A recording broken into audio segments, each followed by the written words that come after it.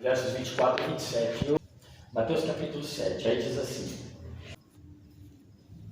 todo aquele, pois, que escuta estas minhas palavras e as pratica, assemelhá-lo-ei ao homem prudente que edificou a sua casa sobre a rocha. E desceu a chuva, correram os rios e assopraram ventos e combateram aquela casa, e não caiu, porque estava edificada sobre a rocha. E aquele que ouve estas minhas palavras e as não cumpre, compará-lo-ei ao homem insensato, que edificou a sua casa sobre a areia. E desceu a chuva, e correram rios, e assopraram ventos, e combateram aquela casa, e caiu, e grande foi a sua queda. Deus, Ele trabalha a palavra dele nos nossos corações de uma forma especial nessa noite. Deus abençoe, meus irmãos, podem sentar. A gente não leu os versos anteriores, mas nós fizemos isso da vez passada. E nos versos anteriores, o Senhor Jesus Cristo está chamando a atenção dos seus discípulos, porque aqui é o Sermão do Monte. Ele ajunta uma multidão e seus discípulos em particular e os instrui. Os irmãos podem imaginar quanta coisa Jesus passou no que nós lemos aqui, no que foi registrado especialmente por Mateus e um pouco por Lucas. Lucas registrou um pouco do Sermão do Monte, Mateus registrou 3 capítulos, dividido por nós, mas 3 capítulos. E nós podemos imaginar quantas outras coisas Jesus falou para eles que não está registrado aqui. E está ensinando realmente a como ser discípulo de Cristo. Nesse período, a gente percebe que o Senhor Jesus, ele para um tempo para falar assim: olha, ser meu discípulo é assim assado. Ele começa a instruir. A gente começou lá no capítulo 5. E nesses versos imediatamente anteriores aqui, por exemplo, quem entra no reino dos céus? Lá no verso 21, aí diz: nem todo que me diz Senhor, Senhor entrará no reino dos céus, mas aquele que faz a vontade do meu Pai que está nos céus. E aí ele fala, muitos virão naquele dia e se apresentarão e dirão que fizeram muitas coisas. E Jesus diz uma palavra muito difícil, para todos ouvirem, para todos que ouvem. Ele vai dizer assim: nunca eu vos conheci, apartai-vos de mim. É uma expressão muito forte, muito carregada, muito pesada e faz muito sentido. É óbvio, Jesus aqui está julgando lá para um tempo final. É o tempo em que todos se apresentarão diante dele. Bom, então são nesses versículos também, no verso 21 em diante, ele chama atenção para os casos daqueles cristãos que falavam em nome de Jesus Cristo. Ele fala: muitos naquele dia dirão, falam em meu nome, dizendo algumas coisas. Mas ele diz que ele vai estar explicando que aquelas pessoas não eram servos dele, não eram meus servos. Por quê? Porque eles não faziam a vontade dele. Então, a gente pode imaginar o seguinte: muitas pessoas falam o nome de Cristo, e falar o nome de Cristo e de Deus, no nosso país, no Ocidente especialmente, o cristianismo ele dá acessibilidade. Muitas pessoas não obedecem a Cristo, mas o cristianismo, por natureza, Deus, ele abre portas. Então, se alguém verdadeiramente fala assim: bom, eu conheço Deus ou eu amo a Deus, mesmo que ele não ame, mas ele está falando no coração dele que ele faz. Ele tem acessibilidade em vários aspectos, porque eu estou falando, a pessoa não se torna tão estranha para mim e para você. Mas o que Jesus está falando nesses versículos anteriores é uma coisa muito mais pesada ainda. Porque está falando que são pessoas que falam em nome dele, propagam, pregam, transmitem, ensinam, eu boto entre aspas, porque ele diz aqui que essas pessoas, elas na verdade não são discípulos, porque elas não fazem a vontade do Pai. E aí vem aquilo que eu falei, a acessibilidade que o cristianismo abre. Se vocês pensarem em igrejas mesmo, nós vamos ver muitos pastores fazendo coisas assim, líderes de forma geral, não necessariamente só pastores, mas líderes, usando o nome de Deus para de alguma forma, ou seja, comercializar, que nós muito conhecemos, ou abrir algum tipo de porta, alguma proximidade. Mas Jesus diz que não os conhecem, que não sabe quem são eles. E a ideia nesse texto anterior, só para a gente entender, é que eles não tinham uma profissão de fé testemunial, eles tinham uma profissão de fé apenas verbal. Vocês irmãos me entendem. Quando alguém é admitido como membro da igreja, a sua profissão de fé é uma profissão de fé dada publicamente, ela é verbal. Mas normalmente, esse irmão, sendo observado ou não, ele tem uma vida cristã. É um pecador como qualquer um de nós, mas ele tem uma vida cristã. Ele deseja servir a Deus e amar a Deus, e ele, nesse processo ele vai sendo ajudado até por nós mesmos. Mas Jesus fala desses que dão profissão de fé, que é apenas verbal, eles não vivem o que eles falam. Né? Eles não vivem o que eles falam. Esses Jesus diz que nem conhece. Eles passaram a vida, provavelmente ou parte da vida, falando o nome de Jesus e falando coisas de Jesus, mas talvez para o seu próprio proveito, para o seu próprio benefício. Tá? Mas agora ele vai tratar de cristãos que ouvem a palavra, mas não as praticam. É diferente. Aqui lá eles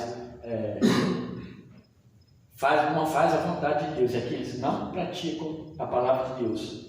Todos são cristãos. Nesse contexto de Jesus aqui, ele está falando de crentes. Se a gente fosse pegar, naquele dia não tinha igreja. A igreja estava começando, não tinha nem esse nome de igreja. Mas aquela era a igreja. Estava crescendo. Aqui está falando da ideia de cristão discípulo. São pessoas que seguem a Cristo. São pessoas que deram a profissão de fé pública, ainda que aquele primeiro lá que eu falei, nos versos 21, foi apenas verbal, não foi a profissão de fé que tinha uma vida prática ou faziam a vontade de Deus. Fazem parte de uma igreja, ouvem a palavra de Deus. Ele diz lá, diz esses versos que nós lemos agora, ouvem a minha palavra e não as praticam. Ele está falando de crentes, ou de pessoas que se dizem cristãs, né? Está falando dessas pessoas. Ele está falando de outros que não são cristãos. De quem não é cristão, ele não é o trato de Jesus. Jesus está falando de pessoas que querem segui-lo. E quais são as pessoas que vão segui-lo e que vão ser admitidos à sua presença? Ele começa a falar sobre isso. Nesse segundo grupo aí, pode ir lá nos seus versos 24, aí depois vai entrando no verso 25. Alguns colocavam em prática a palavra de Deus e outros não. E a gente vai perceber. Nesse sentido, uns eram obedientes a Cristo e outros desobedientes. É disso que ele está tratando aqui nesse contexto.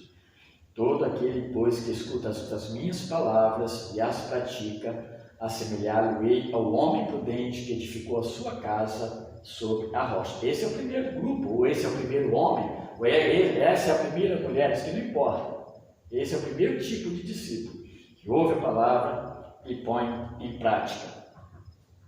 Jesus deseja, então, na ilustração, Jesus deseja compará-los como se estivesse construindo cada um a sua casa. É uma construção, a ideia aqui é de uma obra. Ele faz a comparação aonde constrói a casa e como constrói a casa, na verdade. Ele constrói sobre a rocha. Os dois constroem, os dois grupos de pessoas que são crentes no aspecto, estão na mesma igreja, vamos pensar. Eles constroem, um constrói a casa sobre a rocha e outro constrói sobre a areia. É difícil imaginar, ainda mais hoje, né? Da forma como nós conhecemos alguém fazer uma casa na praia, né? No mar ali, sobre a areia. É muito difícil. Tem vários motivos para não fazer. Mas ninguém constrói sobre a areia, né? Porque vai cair uma hora, ela vai desmoronar. Tá? É muito difícil. Hoje tem tecnologia, tá? Não estamos falando de tecnologia. Jesus não está comparando os dias de hoje. O que a gente está comparando, a ideia aqui é de estrutura e falta de estrutura. É isso que ele quer dizer. Elas pareciam iguais, porque foi feita a casa e elas subiram. E quando elas terminam, elas são as pessoas que olham, elas parecem iguais. Obrigado, tá, irmão? Elas parecem iguais. E onde está a diferença? Aonde está a diferença nas duas casas quando você olha para esse texto de Jesus? Um constrói sobre a rocha e outro constrói sobre a areia. você não consegue ver, né, olhando. Mas o que a gente está querendo dizer aqui? A diferença está onde nessas casas? Está para cima ou está para baixo? Para baixo. A ideia é que a casa, ela está, você não consegue ver. Tem quem olha a casa, olha as duas casas, aparentemente as duas casas estão boas e bonitas, mas a coisa para baixo não há, numa delas não há estrutura, não há alicerce. Rocha aqui é a ideia de uma estrutura, uma base para sustentar a casa. Por quê? Porque virão provações nessa casa.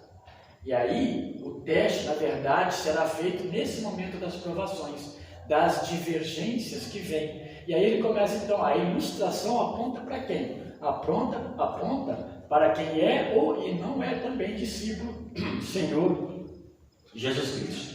Tá? Se eu olhar a casa dos irmãos, eu não consigo ver a base. Nenhum de vocês. Eu não vou saber como é que está essa base dessa casa. Eu imagino que seja uma base forte, suficiente para sustentar aquela casa, mas eu não consigo saber, a não ser que eu faça aqui um teste, uma verificação, vou lá, cavo, olho tudo lá, falo, a base está ótima, isso aqui é uma estrutura excelente, mas de maneira geral está invisível. Então, você vai olhar as casas, essas casas são todas iguais, são todas aparentemente iguais, não tem problema nenhum. Mas quando se descobriu então a diferença que Jesus fala aqui, quando que se percebeu que elas, uma casa está sobre a rocha e a outra está sobre a areia? É quando veio a tempestade. E é interessante que elas batem, a tempestade, que da forma como Jesus fala, bate nos lugares bem específicos, né? A chuva forte cai no telhado, tá? Então vem a tempestade, é de todos os lados. Chuva forte no telhado, intensa no telhado, enxurrada nas bases, nos alicerces, e os irmãos que viram aqueles vídeos lá do sul, deu para perceber, né? Provavelmente agora, ou quando essa água baixar totalmente, que eu não vi mais notícias, né? Mais notícias hoje, mas quando essa água baixar totalmente, a gente vai perceber que muitas casas foram embora. Aliás, muitas casas foram embora. Aquelas casas de madeira, por exemplo, muitas foram levadas no rio, junto com o rio. Mas mesmo casas de estrutura de alvenaria, a gente vai se perceber que elas vão rachar, não vão suportar, porque ela não tem estrutura. E a água ela não tem piedade, a força da água vem. Eu lembrei de Salmo 46, né? Deus é o Senhor das forças, e Ele fala, aquietai e saber que eu sou Deus. Mas, meus irmãos, nós olhamos para essas coisas, nós nos assustamos, para nós nos tornamos de fato impotentes, né? O que se faz com uma enxurrada daquela natureza? E Deus diz que Ele é o Senhor, né, de todas essas coisas, e aquietai-vos, que eu sou Deus. Mas a enxurrada, ela revela, a casa não suporta, né? Mas Ele fala, por exemplo, ó, chuva forte no telhado, enxurrada nas bases dos alicerces e vento forte nas paredes. Usa todas essas figuras para ilustrar a identificação das casas, porque agora vamos mostrar que casa está sobre a rocha, que casa está sobre a areia.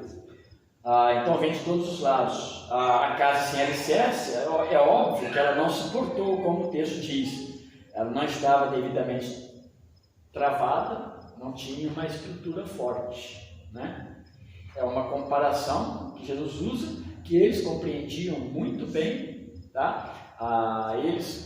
O povo construía em muitos lugares, não é que Israel não tinha rios fortes, e o Jordão de vez em quando ele enchia, ele tem momentos que ele enche, sim, mas é muito pouco tempo no ano. A gente, quando estuda geografia bíblica, é uma maravilha, porque você começa a perceber, né, como é que funciona os rios, principalmente em Israel. Israel tem poucos rios, tem rio Israel, que é afluente, que seca durante o ano, ele fica seco, uma parte do ano só que tem chuva, né? E lá é difícil, então você ter essa enxurrada, mas também há momentos de grandes chuvas que acontecem na cabeceira e vem enchendo o rio abaixo. Casas construídas próximas do mar da Galileia, provavelmente essas experiências, eles sabiam como funcionava, casa que não durava, era conhecido. Jesus estava falando para ali um grupo de pescadores também, que conhecia a força do mar e conhecia também a fraqueza, né, a fragilidade de alguma coisa fincada sobre a areia. Para eles era muito fácil compreender essa linguagem do Senhor Jesus Cristo. E então, isso tudo determinou as duas casas. Uma permaneceu e a outra ruiu e caiu. Ele está falando, meus irmãos, então de quem? De membros de igreja. Ele está falando de outro povo aqui. Ele está falando para aqueles que estão ouvindo ele como discípulo e que estariam estruturando a igreja a partir dele. Aqueles que em Atos, o livro de Atos relata, estariam dando as bases fundamentais da estrutura de uma igreja. Como uma igreja ela existe? Ela existe sobre Cristo. Sobre Cristo como estrutura e sobre Cristo como direção. As nossas vidas, não existe um crente que possa dizer-se crente se ele de fato não teme, não obedece a Deus e nem pratica a palavra de Deus. Isso não tem sentido nenhum. Vai chegar um momento que ele vai falar que quem deseja segui-lo precisa tomar cada dia a sua cruz, negar-se a si mesmo. As duas coisas são difíceis. Tomar a cruz e se identificar com Cristo. Identificar-se com Cristo imagina você ir para a cruz, morrer pelo pecado do outro. Olha, você não está nem cuidando.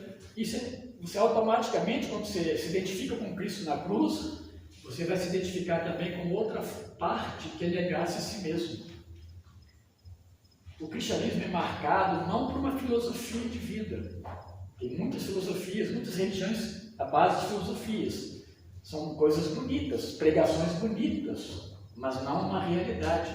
E Cristo leva o cristão a de fato negar-se a si mesmo. Se nós não negarmos a nós mesmos, nós jamais conseguiremos receber Cristo no nosso coração. Ele jamais dirigirá a nossa vida.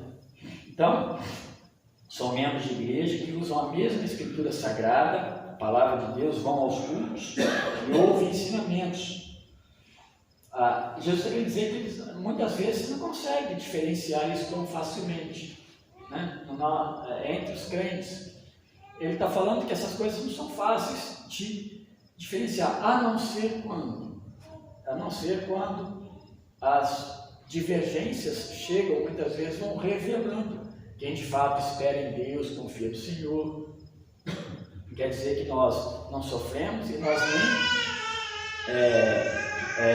choramos, lamentamos no sofrimento e nas divergências. Mas a ideia aqui é de alguém que não é discípulo, que abandona a Cristo. A palavra é usada e faz parte do corpo, mas não crê. Então, quando vem a divergência, abandona de fato, entra em pânico e começa a tentar resolver a vida do seu jeito. Já viu pessoas, irmãos? Mas quando vem a divergência, eles vão buscar socorro, desesperam. Né? Vocês já ouviram falar diversas vezes aqui das pessoas que elas não estão bem firmadas ao ponto que elas se vê a doença. Por exemplo, doença, eles não mexem muito com a nossa estrutura. Eu falo com ele, tenho certeza. Se eu tiver alguma doença, eu já peço a Deus hoje que se vier a doença, que Deus realmente me ajude. Porque eu sei também das minhas fragilidades. Mas a gente não se desesperar, achar que Deus não está aqui, está em outro lugar, que não está ali, mas está lá. Sabe quando nós ficamos desesperados? Sendo que Deus está presente em nós. Coisa mais maravilhosa que existe. Esse momento das provações, ele vai revelando as pessoas que esperam em Deus. Há uma tormenta na sua vida. Há um filho desobediente, há um filho que abandonou a família, abandonou Deus, fez tudo. Isso é um ponto. Há um filho que está sofrendo, há um marido, uma mulher sofrendo uma doença, uma enfermidade. E a gente aprender a confiar no Senhor ainda assim. As palavras de Abacuque cabem muito bem aqui. Né? Todavia, eu me alegrarei em Deus, o Senhor da minha salvação. Fala, ainda que não tenha uva, né, que são coisas básicas, ainda que não haja trigo, ainda que não haja oliveira, elas mintam, o fruto mintam, ainda que não haja gado, nenhum tipo de gado, pode incluir ovelha e tudo que você imaginar. Eu confio no Senhor. Senhor é meu Deus. Então, terminando, é isso que o propósito do ensino de Jesus Cristo é esse, mostrar E a gente às vezes nem percebe, mas algum momento vai acontecer. E sabe o que é pior? Nesse ensino que a gente tem que perceber aqui, quando essas coisas ruins, quando a casa cai, né, vamos usar a expressão bem popular, a casa caiu, né, para aquele cristão, mas eu não estou fazendo em forma de brincadeira, mas é para aquele cristão, ele percebeu que ele não tem uma fé. O Cristo dele é um Cristo que ele não precisa, ele se vê do seu jeito.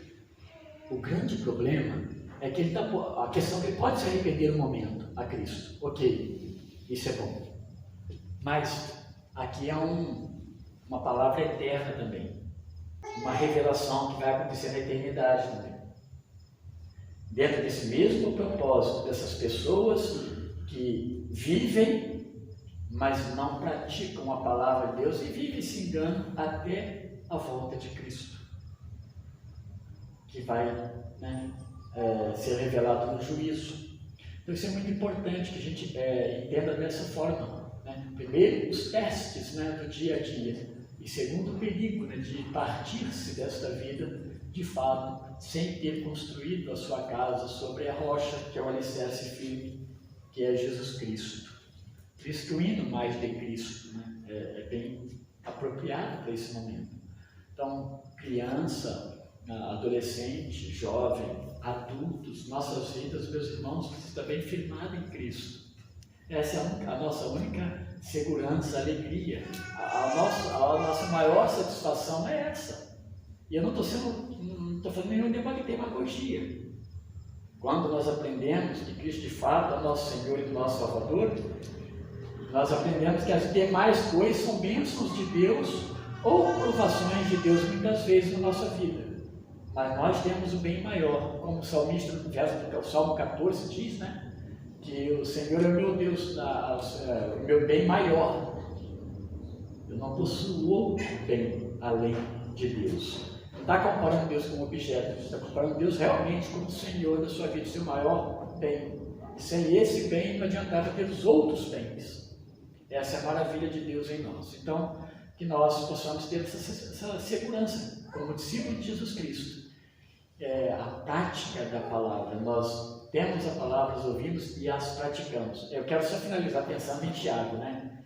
Eu vou voltar a pregar Tiago no próximo domingo, à noite, e Tiago ele fala exatamente isso. Aliás, meus irmãos, Tiago ele usa demais do Sermão do Monte. E uma das coisas que Tiago trabalha é isso, é a nossa fé, que nós dizemos como cristãos, como que nós a evidenciamos. Nós devemos evidenciá-la como palavra de Deus, no dia a dia. Então tem coisas que eu faço, tem coisas que eu não faço. Por que eu faço e por que eu não faço? Porque existe uma palavra que me norteia nas minhas decisões. Isso é maravilhoso. E por fim, nós estamos caminhando para a vida eterna, né? Nós estamos caminhando para o nosso Senhor. Não é nesse mundo que nós vamos viver para sempre. Assim Deus determinou e graças a Deus por isso. E não nos abandonou, nos amou e nos preparou para a eternidade. Então Deus abençoe cada um dos irmãos, que Deus o encoraje, né? Cada um para servi-lo com todo o seu coração, com todas as suas forças, porque é isso que a palavra de Deus diz, né?